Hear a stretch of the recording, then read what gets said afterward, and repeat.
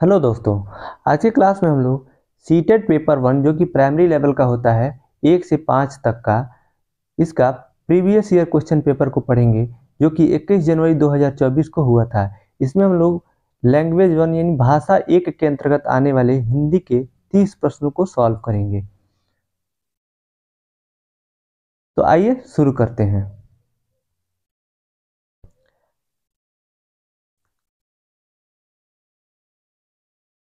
इसमें एक गद्यांश दिया हुआ है, एक पैरा दिया है, उससे संबंधित 9 प्रश्न दिए हुए हैं जो इसी गद्यांश के आधारित हैं। तो आइए पहले गद्यांश को पढ़ते हैं। गद्यांश है, आंतरिक और बाह्य दोनों रूपों में स्वच्छता और निर्मलता एक बुनियादी आवश्यकता है। मन के शुद्ध और सात्विक विचार आंतरिक स्वच्छता के आयाम हैं। बाह्य स्वच्छता के अंतर्गत स्वास्थ्य, शिक्षा, पर्यावरण, अच्छी सामाजिक और आर्थिक स्थिति का समावेश होता है। बाह्य स्वच्छता का मूलाधार आंतरिक स्वच्छता है। मन की स्वच्छता मानव व्यवहार को दर्शाता है।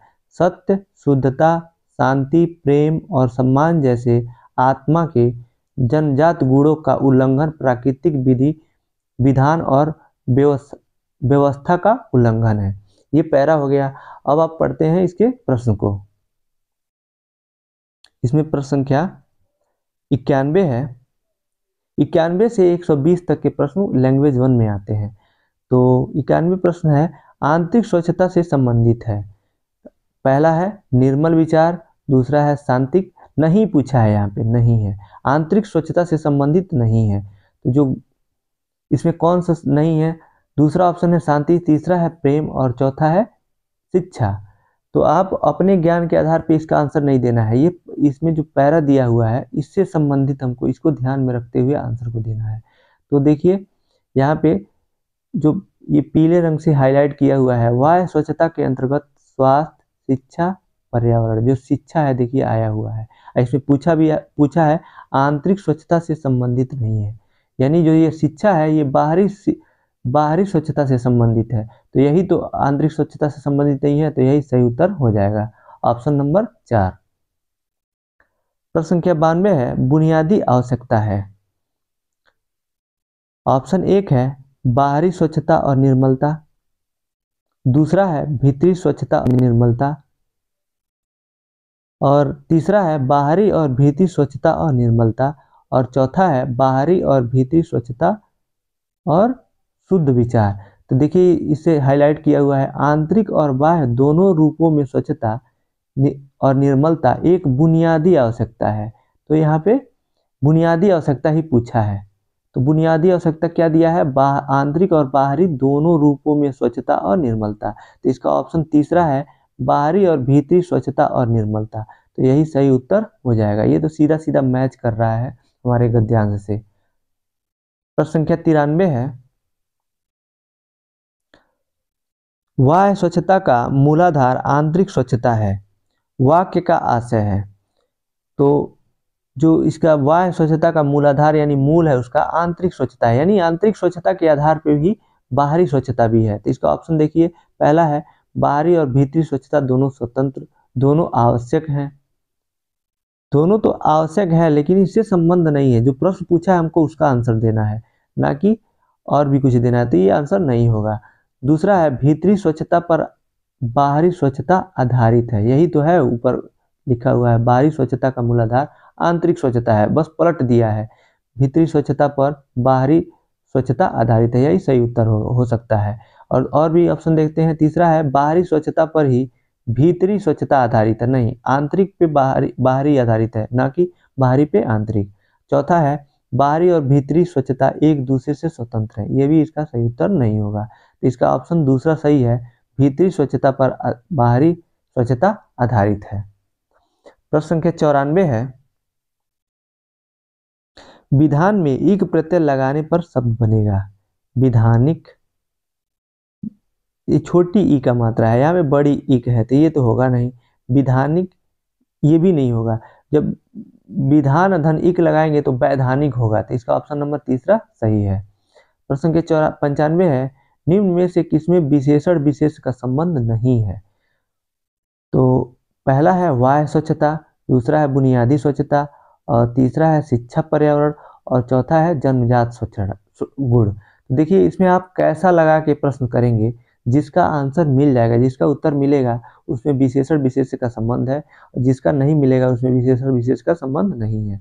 पहले में आप प्रश्न कीजिए दूसरे शब्द को लेके, कैसा स्वच्छता, तो वाह स्वच्छता। तो देखिए यहाँ विशेषण वाह है और स्वच्छता है विशेष से है, ये संबंध है, तो ये आंसर नहीं होगा, यहाँ नहीं पूछा हुआ है। दूसरा है कैसी आवश्यकता, कैसा आवश्यकता, तो बुनियादी आवश्यकता, तो यहाँ भी विशेषण विशेष का संबंध है। तीसरा है कैसा पर्यावरण, तो शिक्षा पर्यावरण। देखिए ये नहीं मिल रहा है, अच्छा पर्यावरण, बुरा पर्यावरण, या दूषित पर्यावरण, प्रदूषित पर्यावरण, तब तो ये विशेषण विशेष का संबंध रहता है। लेकिन शिक्षा पर्यावरण यहाँ पे आंसर नहीं मिल रहा है, यही सही आंसर हो सकता है। देखते हैं चौथा भी, जन्मजात गुण, कैसा गुण, तो जन्मजात गुण। यहाँ भी आंसर मिल गया, कैसा कैसा प्रश्न करने पे, तो ये भी विशेषण विशेष का संबंध यहाँ पे है, तो नहीं पूछा है, तो तीसरे में ही आंसर नहीं मिला है। दोनों स्वतंत्र हैं। देखिए शिक्षा और पर्यावरण, इसमें विशेषण विशेष का संबंध नहीं है, तो यही सही उत्तर हो जाएगा। प्रश्न संख्या 96 है, समूह से भिन्न शब्द, समूह से भिन्न शब्द है।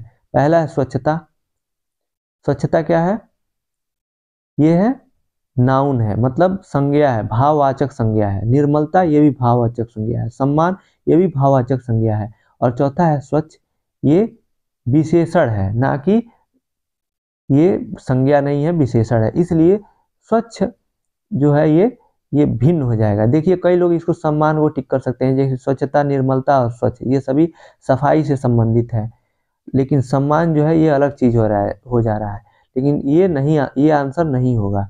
इसका जो सही आंसर होगा चौथा होगा।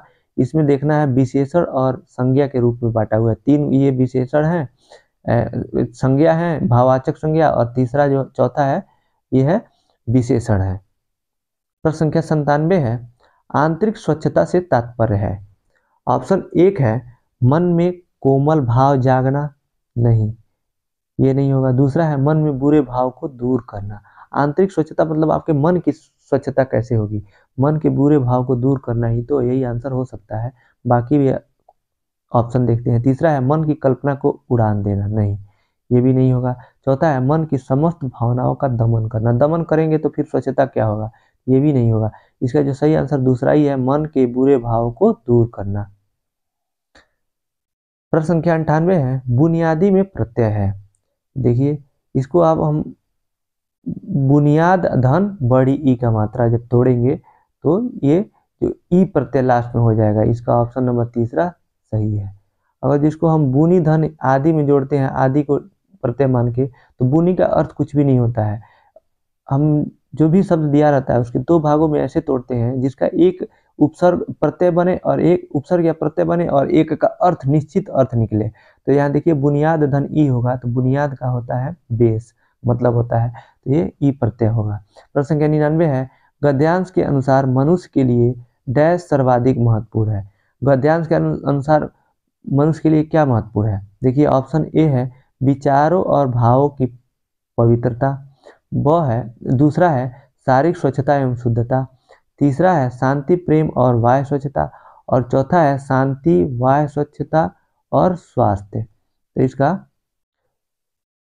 सही उत्तर है ऑप्शन एक है विचारों और भावों की पवित्रता। पूरे गद्यांश में इसी पे बल दिया गया है, विचार को, आंतरिक भावना को शुद्ध करना, और भाव की पवित्रता, इसी पे बल दिया गया है, इसलिए इसका ऑप्शन एक सही उत्तर हो जाएगा। अब अगला दिया है जो ये एक पद्यांश दिया हुआ है। पद्यांश का मतलब होता है जिसको गाया जा सकता है, जिसको पद के रूप में लिखा जाता है, इसको गद्यांश बोलते हैं। इसमें 6 क्वेश्चनों का आंसर देना है, 100 से 105 तक के। इस पहले गद्यांश को पढ़ते हैं।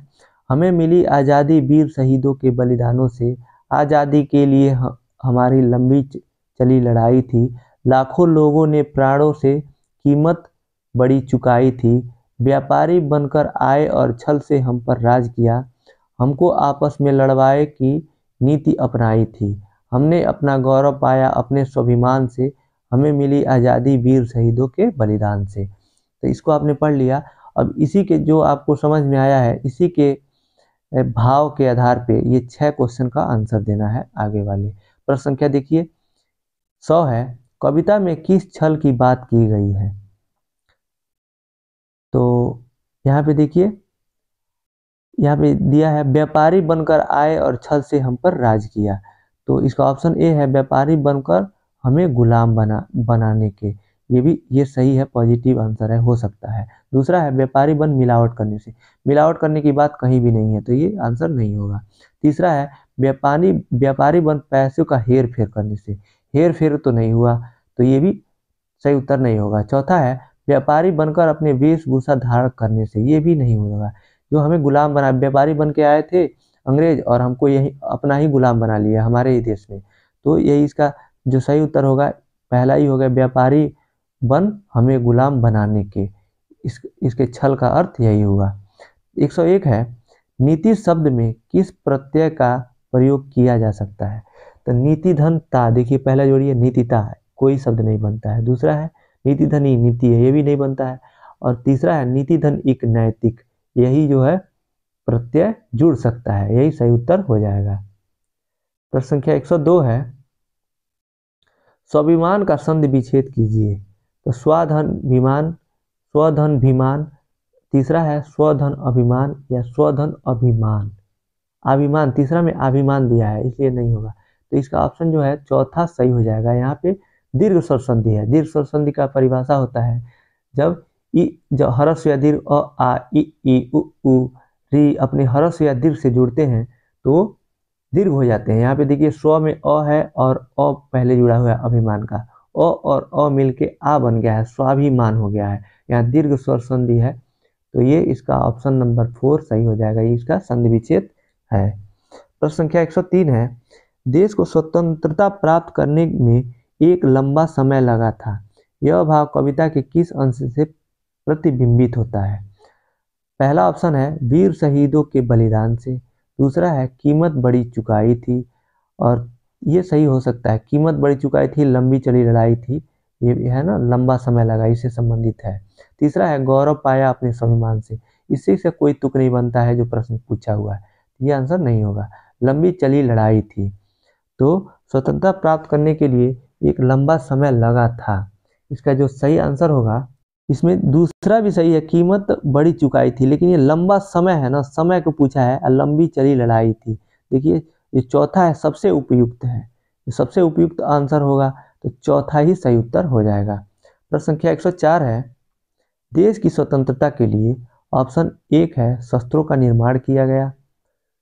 दूसरा है अपने जीवन की आहुति हुई, जीवन की आहुति हुई, बहुत लोग बलिदान चढ़े, तो इसका दूसरा सही उत्तर होना चाहिए। और भी ऑप्शन देखते हैं। तीसरा वीरों की भर्ती की गई, नहीं ये नहीं होगा। और चौथा है बहुत सारा धन दिया गया, ये तो हुआ ही, लेकिन इसे इसके गद्यांश के आधार पे देना है, पद्यांश के आधार पे, इसमें इसकी कोई जिक्र नहीं है, तो ये भी आंसर नहीं होगा। और शस्त्रों का निर्माण किया गया, इसका भी जिक्र नहीं है, भी नहीं होगा। तो इसका जो सही उत्तर है दूसरा ही है, अपने जीवन की आहुति दी, मतलब बलिदान से इसका संबंध है, आहुति मतलब। प्रश्न संख्या 105 है आज़ादी मिलने का श्रेय किसे दिया गया।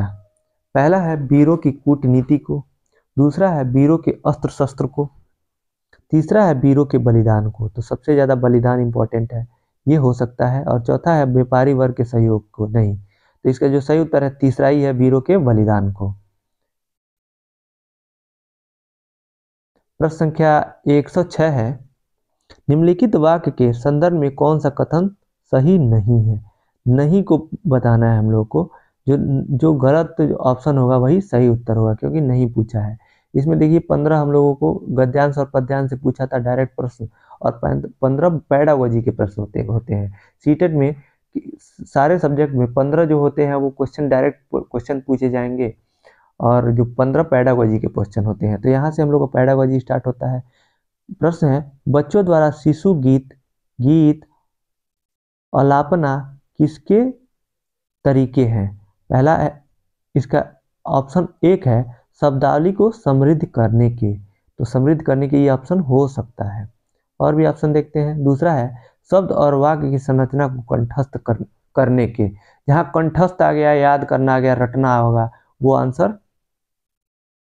नहीं होगा। तो यहाँ पे नहीं ही पूछा है, तो पहला है शब्दावली को समृद्ध करने के, ये पॉजिटिव है, तो ये आंसर तो ये नहीं होगा। दूसरा है शब्द को वाक्य के संरचना को कंठस्थ करने के, नहीं पूछा है, तो जहाँ ये आंसर नहीं होगा, तो ये सही हो सकता है, ये होगा। और भी ऑप्शन देखते हैं। तीसरा है उच्चारण का अभ्यास करने से, ये पॉजिटिव है तो ये भी आंसर नहीं होगा।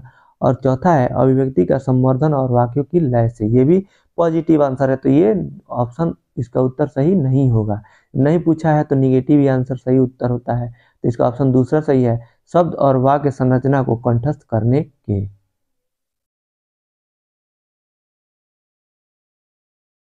प्रश्न संख्या 7 है, निम्नलिखित में से कौन सा प्राथमिक स्तर पर पुस्तकालय के प्रयोग के बारे में सही नहीं है। यहाँ भी नहीं पूछा है, तो जो गलत उत्तर होगा वही सही उत्तर होगा। इसका प्रश्न दिया है, पुस्तकालय एक भंडार गृह के रूप में नहीं देखा जाना चाहिए, बल्कि पहला है शिक्षार्थी को बाल साहित्य की विविध प्रकार की विधियों को देखने के मौके मिलने चाहिए। ये पॉजिटिव आंसर है, हो सकता है, तो ये सही उत्तर नहीं होगा।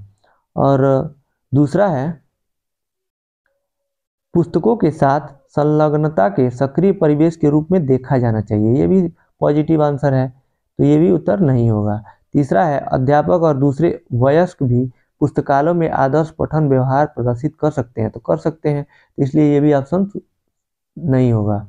और चौथा है पुस्तकालय में पाठ्य पुस्तकों का सस्वर पठन सर्वाधिक उपयुक्त रूप से हो सकता है, ये सही नहीं है, और नहीं हम लोग को पूछा था, तो जो निगेटिव आंसर वही सही होता है, तो यही सही उत्तर हो जाएगा, क्योंकि सस्वर पठन जो पुस्तकालय में नहीं हो सकता है। पुस्तकालय में ये बिल्कुल कीप साइलेंट रहा जाता है, सब लोग अपना अपना पढ़ते हैं, उसमें आवाज़ नहीं करना रहता है, तो सस्वर पठन कहाँ पुस्तकालय में उपयुक्त होगा, उपयुक्त नहीं होगा, तो यही सही उत्तर हो जाएगा। प्रश्न संख्या 108 है, साक्षरता अर्जित करने के लिए किसमें निपुणता मास्टरी होनी चाहिए। ऑप्शन 1 है ध्वन्यात्मक जागरूकता और प्रवाह, दूसरा है दृश्य साइट शब्दावली और प्रतिमानों की पहचान, और तीसरा है डिकोडिंग और भाषा अवबोध। तो ये हो सकता है, देखिए ये जो सबसे भाषा में निपुणता, अर्जन में निपुणता हासिल करना है, मास्टरी करना है, तो डिकोडिंग और भाषा अवबोधन आना चाहिए, यही सही उत्तर हो जाएगा। चौथा भी देख लेते हैं, सटीकता और ध्वन्यात्मक बोध, ये सब भी पॉजिटिव ही है, लेकिन जो उपयुक्त आंसर है वो सबसे जो प्रभावी है वो तीसरा ही है, तो सही तीसरा ही आंसर होगा। प्रश्न संख्या 109 है, निम्नलिखित में से कौन व्याकरण शिक्षण को प्रभावशाली तरीके से पढ़ाने के बारे में सही नहीं है। सही नहीं है तो जो निगेटिव आंसर होगा वही सही उत्तर होगा। ऑप्शन 1 है वास्तविक संप्रेषण प्रस्तुत करना, ये तो सही लग रहा है, लेकिन इसलिए आंसर नहीं होगा। दूसरा है व्याकरण के प्रासंगिक नियमों का प्रस्तुत करना, ये भी सही लग रहा है, तो ये उत्तर नहीं होगा। तीसरा है संप्रेषण के अभ्यास के अवसर देना, ये भी सही लग रहा है, पॉजिटिव आंसर है, तो ये भी उत्तर नहीं होगा। चौथा है व्याकरण को उसके नियम कंठस्थ करके सिखाना, कंठस्थ मतलब होता है याद करना, रटना, तो ये निगेटिव आंसर है, हम लोग को नहीं पूछा था, तो यही सही उत्तर हो जाएगा। प्रश्न ऑप्शन नंबर 4। प्रश्न संख्या 110 है, निम्नलिखित में से कौन सा साक्षरता शिक्षण उपागम अक्षरों और ध्वनि के बीच संबंध पर बल देता है। ऑप्शन 1 है समग्र भाषा पद्धति, दूसरा है व्याकरण अनुवाद, तीसरा है स्थिति परक उपागम, और चौथा है ध्वनि विज्ञान निर्देश। ये यहाँ पे देखिए काफ़ी कंफ्यूजन है, ये चारों ऑप्शन ही पॉजिटिव है, लेकिन जो इसमें सबसे जो उपयुक्त आंसर होगा चौथा है ध्वनि विज्ञान निर्देश, यही सही उत्तर, सीबीएसई ने इसी को सही उत्तर माना है। तो अगर ये प्रश्न रिपीट होता है तो आप प्रश्न संख्या 4 यानी ध्वनि विज्ञान निर्देश पे टिक करेंगे। प्रश्न संख्या 11 है, कक्षा 3 की अध्यापिका ने अपने शिक्षार्थियों से कहा कि वे अपने सहपाठियों से सकना शब्द के प्रयोग की योग्यता से संबंधित 5 प्रश्न पूछे, जैसे कि क्या तुम तैर सकते हो, गतिविधि का यह प्रकार किस लिए है। मतलब शिक्षार्थी कहती है कि कक्षा 3 के विद्यार्थियों को कि अपने सहपाठियों से सकना वर्ड का यूज करके कोई 5 प्रश्न पूछिए, तो ये क्या है, मतलब ये गतिविधि जो करा रही है इसे किससे संबंधित है। पहला ऑप्शन मौखिक प्रवाह अभ्यास, ये हो सकता है। दूसरा है नियंत्रित मौखिक अभ्यास, नियंत्रण नहीं है इसमें, तो ये नहीं होगा। तीसरा है स्वच्छंद बोलना, स्वच्छंद भी नहीं है, क्योंकि स्वच्छंद बोलना, स्वच्छंद का मतलब होता है स्वतंत्र रूप से बोलना, यहाँ पे सकना का आप यूज करना है, यहाँ पे आप स्वतंत्र स्वच्छंद नहीं बोल सकते हैं, तो ये भी उत्तर नहीं होगा। चौथा है निष्क्रिय श्रवण। निष्क्रिय श्रवण तो कभी नहीं होगा, क्योंकि निष्क्रिय आ गया, बच्चा इसमें सक्रिय है, तो ये भी नहीं होगा। इसका जो सबसे उपयुक्त आंसर है पहला ही है, मौखिक प्रवाह अभ्यास। ये मौखिक मतलब उसकी गतिशीलता और कैसे बच्चा बोल ले रहा है सकना शब्द का यूज करके, इसी का ये अभ्यास कराया जा रहा है। तो इसका ऑप्शन पहला सही उत्तर हो जाएगा। प्रश्न संख्या 112 है, कक्षा 3 की अध्यापिका अपनी कक्षा में पठन कोना सृजित करना चाहती है। बच्चों के लिए पुस्तकों का चयन करते समय निम्नलिखित में से किस प्रश्न को सबसे अधिक महत्वपूर्ण मानना चाहिए। पहला है, क्या इन पुस्तकों के लेखक जाने माने हैं, बाल साहित्य के माननीय लेखक हैं। ये हो सकता है, लेकिन और भी ऑप्शन देखते हैं। दूसरा है, क्या पुस्तकें कक्षा के अधिकांश विद्यार्थियों के स्वतंत्र पठन के अनुसार लिखी गई है। नहीं, ये नहीं होगा। कोई जरूरी नहीं है जो पाठ्य पुस्तक है बच्चा स्वतंत्र रूप से यानी बिना किसी की हेल्प लिए हुए और वो पढ़ सके, यानी पढ़ने के योग्य हो के अनुसार लिखी गई हो। वो टीचर का हेल्प ले सकता है, सहपाठी का हेल्प दिया जा सकता है, तो ये उत्तर नहीं होगा। तीसरा है, क्या पुस्तकें तीसरी कक्षा की पठन सामग्रियों के लक्ष्य को संबोधित करने में मदद करेंगी। तो करती हैं, लेकिन कोई ज़रूरी नहीं है। इसका मतलब कि थोड़ा सा लचीलापन पुस्तक में होता है। देखिए, ये भी आंसर हो सकता है, ये भी हो सकता है। बाकी भी ये पॉजिटिव ही लग रहा है, पॉजिटिव आंसर है। चौथा है, क्या ये पुस्तकें एक से अधिक निर्देशात्मक प्रसंग में प्रयोग के लिए उपयुक्त हैं। ये भी पॉजिटिव आंसर है। जो पहला है, तीसरा है और चौथा है, ये तीनों जो है पॉजिटिव आंसर है। तीनों में से कोई भी हो सकता है, लेकिन जो आयोग माना था, मतलब कि सीबीएसई ने इसका आंसर पहला बताया था। क्या इन पुस्तकों के लेखक जाने माने बाल साहित्य के माननीय लेखक हैं। इनमें मेरे अनुसार भी ये उतना उपयुक्त आंसर नहीं लग रहा है। ये तीसरा और चौथा में से एक सही होना चाहिए, लेकिन सीबीएसई जो रिवाइड आंसर की दिया था उसमें इसको पहले को सही उत्तर माना है, इसी पे नंबर मिला है, तो यही सही उत्तर है।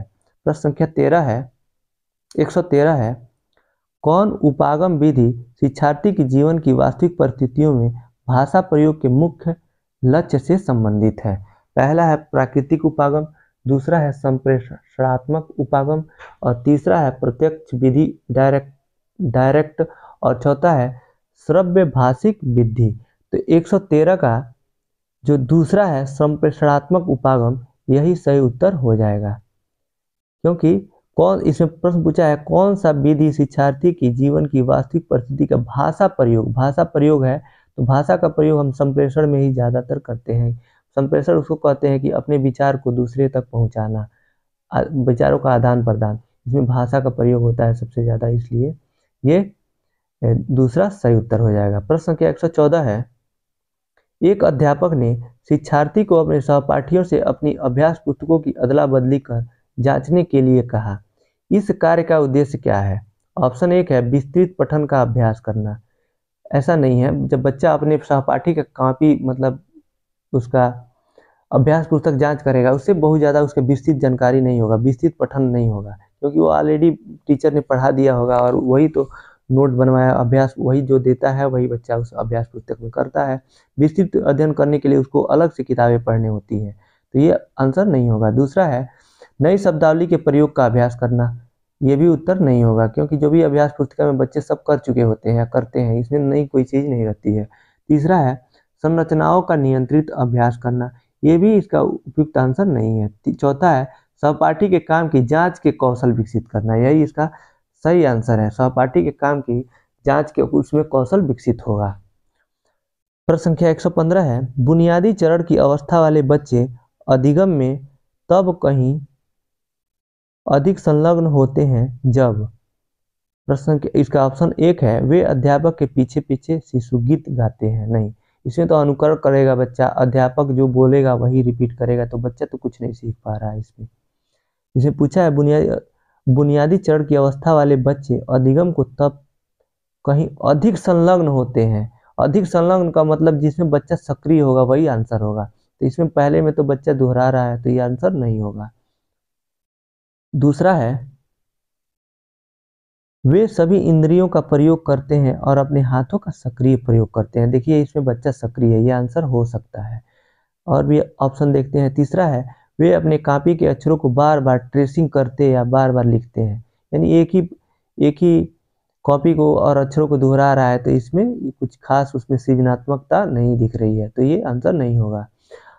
चौथा है मुख्य केंद्र सिर्फ सूक्ष्म गत्यात्मक कौशलों का विकास होता है। जहां भी सिर्फ आ जाए, केवल आ जाए, एकमात्र आ जाए, वो प्रश्न पॉजिटिव, वो ऑप्शन पॉजिटिव होते हुए भी निगेटिव में चेंज हो जाता है। इसका मतलब वो पूरा डिपेंडेंसी वहां दिखाया जाता है सिर्फ सूक्ष्म गत्यात्मक कौशलों पे ही, तो ये भी आंसर नहीं होगा। तो इसके जो सबसे उपयुक्त आंसर दूसरा है, वे सभी इंद्रियों का प्रयोग करते हैं और अपने हाथों का सक्रिय प्रयोग करते हैं। प्रश्न संख्या 116 है, मैं अपना काम अध्यापक को देने से पहले सटीकता के लिए अंतिम फाइनल रूप से भी जांचती हूँ। यह विद्यार्थी लेखन के किस चरण पर है? पहला है ऑप्शन प्रारूपण, दूसरा है पुनः प्रारूपण, तीसरा है प्रूफ रीडिंग और चौथा है सहपाठी मूल्यांकन। सहपाठी मूल्यांकन तो हो नहीं रहा है, प्रारूपण भी नहीं हो रहा है, ना पुनः प्रारूपण हो रहा है, ना प्रारूपण हो रहा है। यहाँ प्रूफ रीडिंग यानी प्रूफ के तौर पे चेक किया जा रहा है कि टीचर को हम देने से पहले एक बार ठीक से एक बार और देख लें कि कहाँ गलती है, सब चीज़ सही है कि जो मैंने लिखा है सब सही है कि नहीं, थी प्रूफ रीडिंग कहलाता है। इसलिए इसका ऑप्शन तीसरा सही उत्तर होगा। प्रश्न संख्या 117 है, कौन सा उपागम विधि बच्चों को भाषा की कक्षा में उनकी अपनी सहजात भाषा मातृभाषा का प्रयोग करने के लिए प्रोत्साहित नहीं करता है? इसका ऑप्शन एक है प्राकृतिक उपागम, दूसरा है श्रम, यहाँ पे नहीं पूछा है तो जो निगेटिव को हम ढूंढते हैं, निगेटिव जो होगा वही सही उत्तर होगा। दूसरा है संप्रेषणात्मक उपागम, तीसरा है प्रत्यक्ष विधि या डायरेक्ट और चौथा है श्रव्य भाषिक विधि। तो जो 117 का सही उत्तर होगा वो होगा तीसरा जो है प्रत्यक्ष विधि, डायरेक्ट मेथड। डायरेक्ट मेथड में एक तरह से आदमी रटता है भाषा को, एक डायरेक्ट ग्रहण करता है। जैसे बच्चे किसी को अंग्रेजी सीखना है तो इंग्लिश रिच इन्वायरमेंट में वो रहता है और जो भी लोग वहाँ अंग्रेजी बोलते हैं उससे डायरेक्ट वो ग्रहण कर लेता है, मतलब याद कर लेता है एक तरह से। इसमें मातृभाषा का प्रयोग का प्रोत्साहन नहीं दिख रहा है। जो ग्रामर ट्रांसलेशन मेथड होता है या प्राकृतिक उपागम, संप्रेषणात्मक उपागम, श्रव भाषिक विधि, इन सब में मातृभाषा का प्रयोग किया जाता है और जो प्रत्यक्ष विधि डायरेक्ट विधि होता है इसमें किसी भी अन्य भाषा की जरूरत नहीं पड़ती है, हम डायरेक्ट जो भाषा सीखते हैं उसको सीखते हैं। तो इसलिए नहीं पूछा था जिसमें मातृभाषा के प्रयोग जिसमें नहीं होता है, इसका ऑप्शन तीसरा ही सही हो जाएगा, प्रत्यक्ष विधि या डायरेक्ट विधि। प्रश्न संख्या 118 है, एक अध्यापिका कक्षा 2 के विद्यार्थियों के लिए विविध प्रकार की शिक्षण अध्ययन सामग्री जुटाना चाह रही है। निम्नलिखित में से कौन सा मानदंड TLM के चयन के लिए सही नहीं है? TLM का जो अर्थ होता है टीचिंग लर्निंग मटेरियल, मतलब यहाँ पे यही इसी का इंग्लिश रूप है, शिक्षण अधिगम सामग्री का ही इंग्लिश रूप है TLM। चयन के लिए सही नहीं है, यहाँ नहीं या फिर से नहीं पूछा है, तो जो निगेटिव आंसर होगा, जो ऑप्शन गलत होगा वही सही उत्तर होगा। तो आइए इसका ऑप्शन देखते हैं। प्रश्न के इसका ऑप्शन एक है, चयनित सामग्री इस आयु समूह के बच्चों के प्रयोग के लिए आकर्षक और सुरक्षित होनी चाहिए। ये तो पॉजिटिव है, सही है, तो ये उत्तर नहीं होगा। दूसरा है, चयनित सामग्री ऐसी हो तो बच्चों को जिज्ञासा के साथ खोजबीन और प्रयोग करने में पर्याप्त अवसर दे। ये भी सही उत्तर है, तो ये सही उत्तर नहीं होगा क्योंकि नहीं पूछा हुआ है। तीसरा है, चयनित सामग्री अधिकांशतः स्थानीय रूप से निर्मित या स्थानिक रूप से उपलब्ध जिसमें आसानी से बदला जा सके। ये भी पॉजिटिव आंसर है, इसलिए इसका ये सही उत्तर नहीं होगा। चौथा है, चयनित सामग्री सिर्फ बच्चों द्वारा बनाई गई होनी चाहिए। फिर से यहाँ पे सिर्फ आ गया, सिर्फ का मतलब सिर्फ या हो या केवल हो, एकमात्र है, वो पॉजिटिव आंसर को भी निगेटिव में चेंज कर देता है, सही को भी गलत बना देता है, क्योंकि वो पूरा डिपेंडेंसी दिखा रहा है कि केवल बच्चों द्वारा ही निर्मित होनी चाहिए, ऐसा नहीं है। और फिसलन को बचाने के लिए कुछ खुरदरी होनी चाहिए, तो यही नहीं पूछा था, तो यही सही उत्तर हो जाएगा चौथा। प्रश्न संख्या 119 है, राष्ट्रीय पाठचर्या रूपरेखा द्वारा रेखांकित दक्षताओं को प्राप्त करने में प्रत्येक बच्चे की प्रतिभागिता को समर्थन देने वाला समावेशी, स्वागती और आनंददायी परिवेश सर्वाधिक उपयुक्त तरीके से कैसे सृजित किया जा सकता है। तो इसका ऑप्शन एक है तपती हुई धूप में बाह्य गतिविधियों को न करके और आंतरिक गतिविधियों का आयोजन करके। तो कुछ ये सही है, लेकिन यहाँ पे तपती धूप में बाह्य गतिविधियों का न करके, ये तो सावधानी के तरह से एक तरह से आ जाएगा। इसमें ये प्रतिभागिता से समर्थन समावेश, ये उतना अच्छा नहीं होगा। ये ऐसा नहीं है बच्चे को धूप में नहीं कराएंगे तो उसमें आनंदित नहीं महसूस करेंगे, मतलब वो आनंदित नहीं रहेंगे। ये हो सकता है लेकिन उतना उपयुक्त नहीं है। दूसरा है मुख्यतः शिक्षार्थी के अच्छे स्वास्थ्य और खुशहाली पर ध्यान केंद्रित करके। ऐसा नहीं है, आप ये नहीं कि उसके खुशहाली और अच्छे स्वास्थ्य पे ध्यान देंगे तो वो प्रतिभागी, समर्थन देने वाला और समावेशी और स्वायत्त और आनंददायी परिवेश में मतलब उसका विकास होगा या उपयुक्त तरीका होगा। ये भी इसका सही उत्तर नहीं होगा। और तीसरा है विकास के विभिन्न आयामों के बच्चों के कार्य का प्रदर्शन करके। ये बिल्कुल सटीक आंसर होगा, क्योंकि देखिए ये बिल्कुल सही है, विकास के विभिन्न आयामों के बच्चों के कार्य का प्रदर्शन करके। चौथा है रंगीन आकर्षक परिवेश के लिए कक्षा की सजावट करके। सजावट करके ऐसा कुछ नहीं है, तो इसका जो सही उत्तर हो जाएगा तीसरा ही सही उत्तर होगा।